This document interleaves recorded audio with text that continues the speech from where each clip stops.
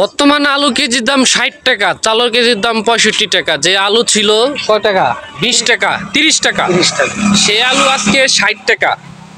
এই একটা আলুকে দিয়ে আমরা আপনারা সবাই যারাই আছি না কেন, এক আলু দিয়ে চিপস তৈরি করেন, এক আলু দিয়ে আলু ভাজি করেন, এক আলু দিয়ে গরুর মাংসের সাথে দেন, আলু ভর্তা করেন, আলুর ডাইল করেন, অনেক কিছু করেন এক আলু দিয়ে। এই একটা আলু যদি আপনারা এত জায়গায় ব্যবহার করেন তা আলুর দাম বাড়বে না?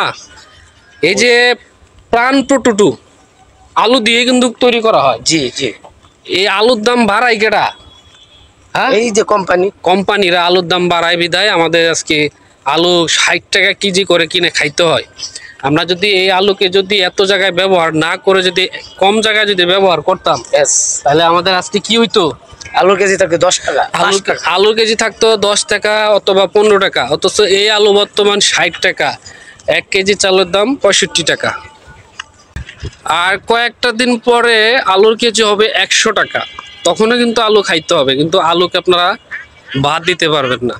এই আলুটাকে যদি এত জায়গায় যদি ব্যবহার না করি আমরা, তাহলে আলুর দাম কিন্তু কমে যায়। আলু কিন্তু সব জায়গাতেই ব্যবহার করে বিধায় আজকে আলুর দাম বেশি।